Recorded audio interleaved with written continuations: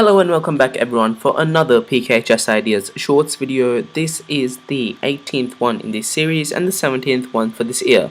So today what we'll be looking at is a game between Garry Kasparov and Topalov Vassily. And this game was played in the Vakanze in 1999. So the game starts off with the first move e4, followed by d6, d4, knight f6, knight to c3. Now this is the start of the Perk defense. So g6 was what Topalov played, followed by bishop e3, bishop to g7. So after 4 bishop e3, what Topalov played was bishop to g7. After bishop to g7 there are many lines. However, what Garry Kasparov played was queen to d2, after which c6, f3. This move is very consistent because it fixes this structure over here. The pawn structure is very solid and it gives white enough space for developing his bishop to probably d3 and his knight to probably e2. So what black played was b5, and so after b5, knight g e2 was played by Garry Kasparov, which was played in game. Topalov followed this by playing knight to b d7, and bishop to h6 was played, bishop takes h6, queen takes h6. Now if we pause for a second and look at this position right over here, we see that this queen is stopping the king from castling. So therefore the only other option for black is to either chase away the queen or try and castle queenside. So bishop b7 was played by Topalov. He seemed to get the idea that he needs to castle queenside, and so a3 was played. And this is an excellent move because of the fact that if, for example, black does something like queenside castles, queen a5 can be played, and followed by either b4 and then probably moving the rook to the a file and trying to attack white over here. And so that's black's general idea, and that stops a3, stops all this. So a3, e5, followed by queenside castles, queen to e7, king b1, a6, knight to c1, good move. The reason is that he's trying to defend this pawn by going like so. And so this defends it. So queenside castles, knight to b3, e takes e4, an interesting move. The reason is that Topalov realizes the danger connected with knight to a5. So for example, we see that in this position what white is actually planning is to play knight to a5 and then d5. So Topalov realizes that, and that is why he plays e takes d4. So therefore rook takes d4 was played by Garry, c5, rook d1, knight to b6.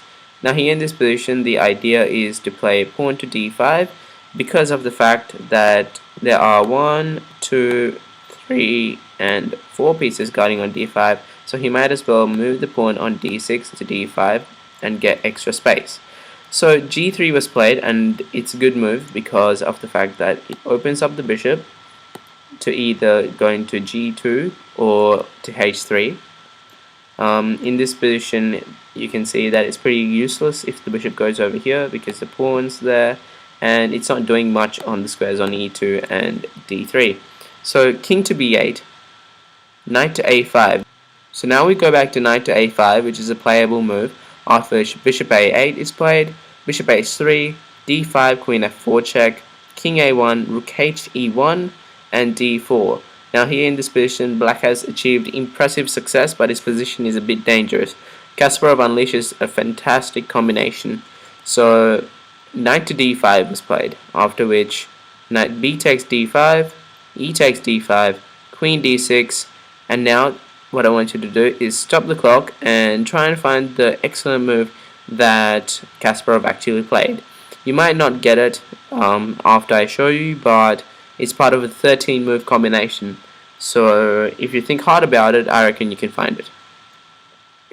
Your hint is it's a sacrifice. Alright, so the move is rook takes d4. And so this move is a really excellent move. The reason is after c takes d4, for instance, what white plays is rook to e7, which is another excellent move because of the fact that the rook has come over here, like so, and attacking the king. The rook is on the 7th rank. So this is an excellent position for white, even though he sacrificed the rook. So here after queen takes e7, you can see that queen takes d4 is check, and then afterwards maybe black is forced to play king to b8, maybe play something like this, then check, family fork, thank you very much. And so that was the aim of playing rook takes d4 and rook to e7.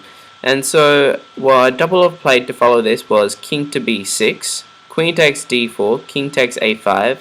Now the move is b4 check, after which king a4 and queen to c3. Now notice in this position how horrible this black king is at the moment.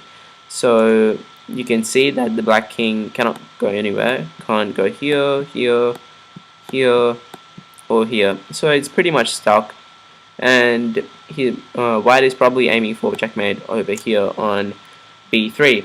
So what black played to stop this was queen takes d5, after which rook a7 was played. Now white threatens to checkmate another way, so bishop b7 has to be played, rook takes b7, after which queen to c4. Here in this position, notice that the queen cannot take over here because of queen b3 checkmate.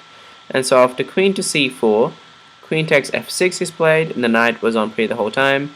So king takes a3, queen takes a6, king takes b4, c3 check, king takes e3, queen a1 check, king d2, queen b2 check, king d1.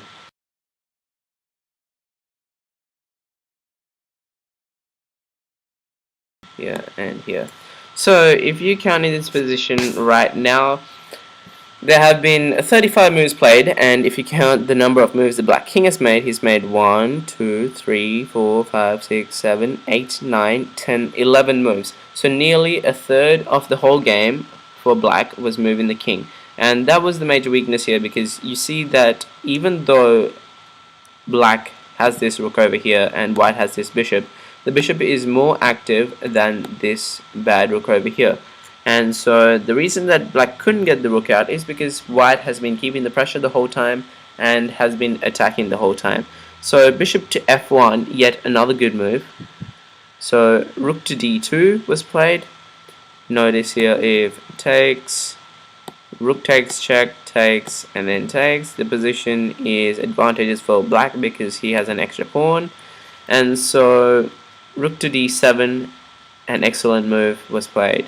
And the reason this is excellent is because if, for instance, queen takes d2 is a checkmate.